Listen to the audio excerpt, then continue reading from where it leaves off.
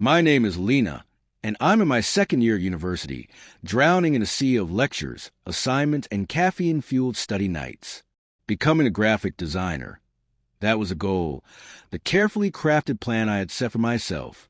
But plans, they have a way of falling apart. This isn't a story about academic struggles or career ambitions. No, this is about a weekend, a seemingly ordinary one, just another break from the relentless pressure of school. It started off harmless, routine, like any other night. But looking back, that night was a moment everything changed. I live with Ethan. He's not my biological uncle, but he's been in my life for as long as I can remember. My father's best friend, the constant in my ever-shifting world. When my parents divorced, everything grew complicated. My dad moved away, my mom tried to hold things together, and Ethan, he stayed. When my mom later took a job in another city, I didn't want to uproot my life. Ethan didn't hesitate. You'll stay here. No problem. Just like that, he became more than my father's old friend. He became my guardian, my roommate, my family. If there was one thing Ethan loved above all else, it was movies. That night, the one that changed everything, was a Saturday. I had spent the entire day buried in assignments, my laptop screen burning my eyes, my brain fried from hours of design work. By evening, I needed a break. Ethan had been buzzing around the house all day, humming to himself as he set up his usual movie night. The buttery scent of popcorn filled the air, and when he finally knocked on my door, his eyes gleamed with excitement. "Ready, Lena?" He grinned, holding a massive bowl of popcorn. "I've got something special picked out." I stretched, sighing. All right. Let's see what masterpiece you've chosen this time." Following him down the hallway to his room, I expected the usual, an action-packed thriller, a classic, or some obscure cult film he swore I had to see. But as I settled into the chair he had set up beside his bed, the screen flickered to life. I settled into the chair he had placed beside his bed as the screen flickered to life, my brows knit together in confusion. It wasn't an action film, not a thriller. It was a romance. The title glowed across the screen, A Walk in the Rain. I turned to him with a smirk. "A romance movie? Since when you watch these?" He chuckled, scratching the back of his neck. "Don't judge. It's got heart. Just watch." So I did. The movie started slow, delicate. Two strangers crossing paths on a rainy afternoon, their lives intertwining in unexpected ways. At first, it felt predictable, the usual tropes unfolding.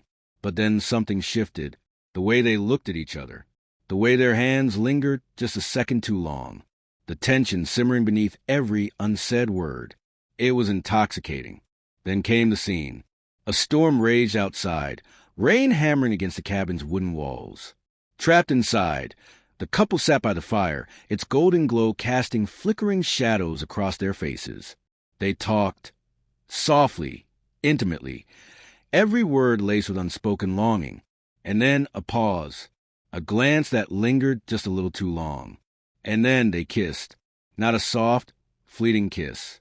No, it was desperate, hungry, the kind of kiss that steals your breath, that makes your pulse quicken.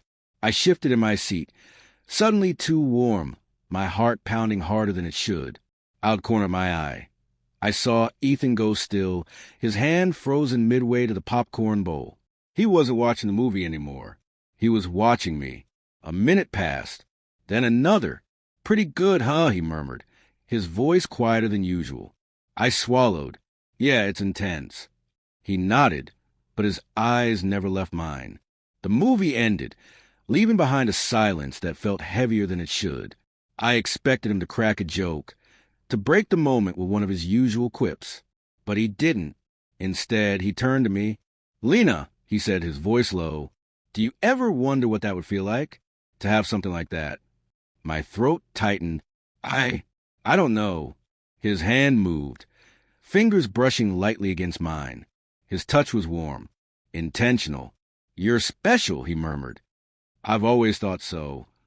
My breath caught. This was Ethan. Goofy, movie-obsessed Ethan. But the way he was looking at me now, the way his voice had changed, there was nothing goofy about it. Then Before I could fully process what was happening, he leaned in. This wasn't like the movies. No slow fade. No perfect build-up. It was sudden, chaotic, real. My mind screamed at me to stop, to pull away, but my body didn't listen. I kissed him back. And in that moment, the world around us faded. When it was over, we lay there in stunned silence, the weight of what had just happened pressing down on us. "We can't tell anyone," he finally whispered, swallowing hard. I nodded. "Okay." And just like that, we pretended nothing had changed. But we both knew the truth.